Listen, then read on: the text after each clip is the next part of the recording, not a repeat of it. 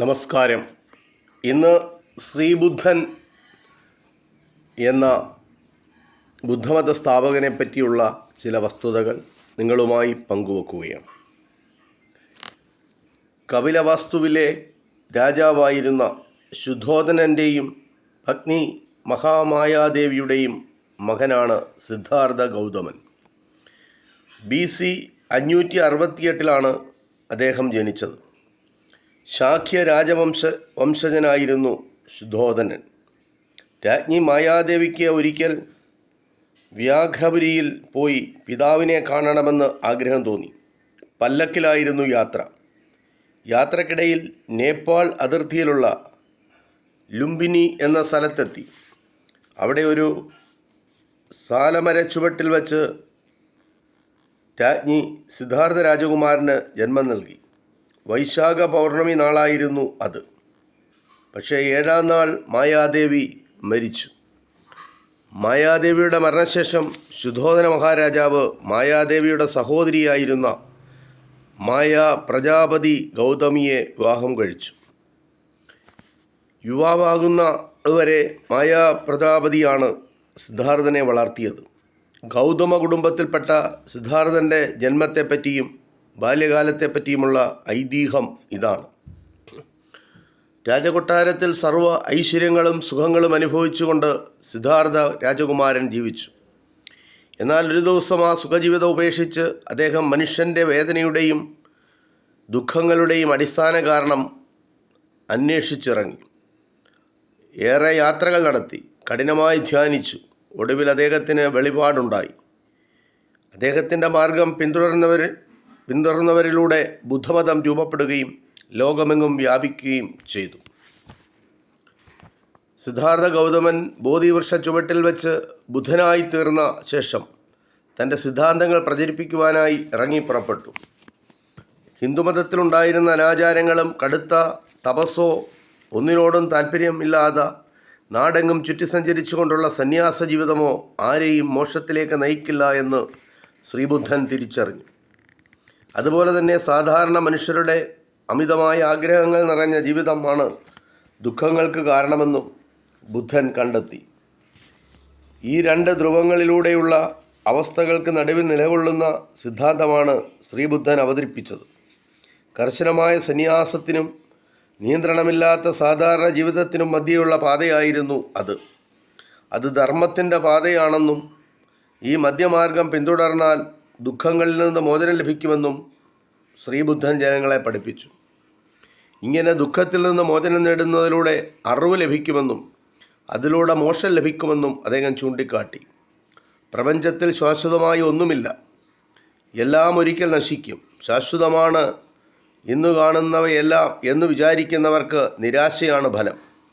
സത്യത്തിൻ്റെ യഥാർത്ഥ രൂപം നമുക്കറിയാൻ കഴിയാത്തത് നമുക്ക് ചുറ്റുമുള്ള കാര്യങ്ങളിൽ മാത്രമായി മനസ്സിനെ തളച്ചിടുന്നതിനാലാണ്. ഇങ്ങനെ നമ്മളെപ്പറ്റിയും നമുക്ക് ചുറ്റുമുള്ളതിനെപ്പറ്റിയും മാത്രം വിചാരിക്കുന്നത് സ്വാർത്ഥതയാണ്.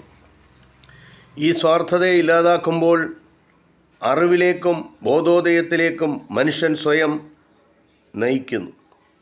അതിനവനെ പ്രാപ്തനാക്കുന്നതാണ് ധർമാനുഷ്ഠാനത്തിൻ്റെ മധ്യമാർഗമാണ്.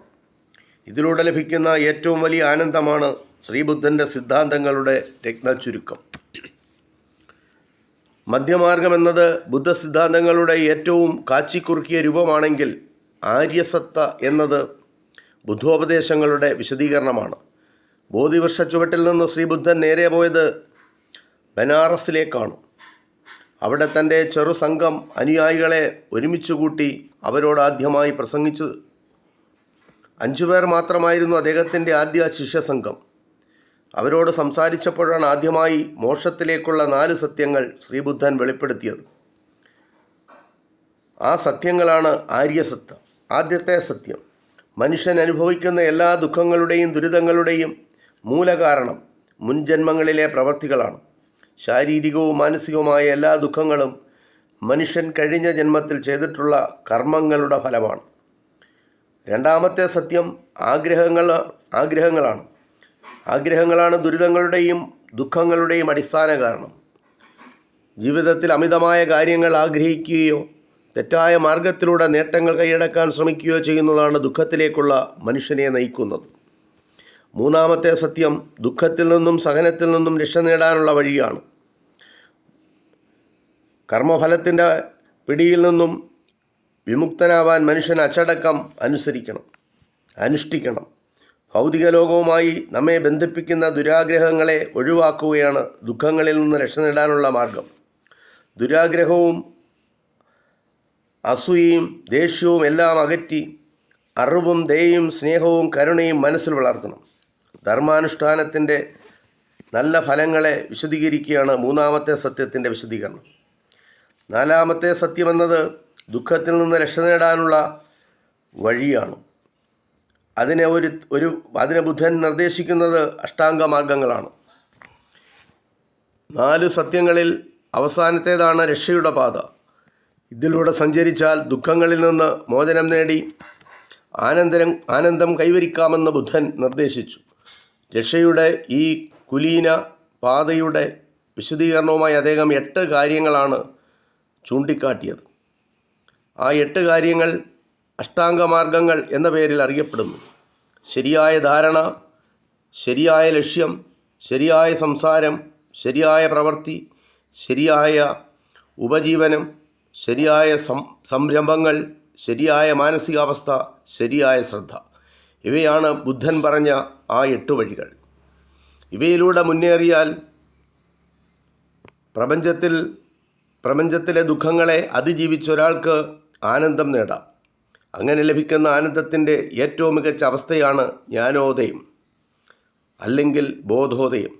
ബോധോദയം അഥവാ അറിവ് നേടൽ എന്നത് നിർവ്വാണത്തിന് മുന്നോടിയായുള്ള ഉത്തമമായ മാനസികാവസ്ഥയാണ്.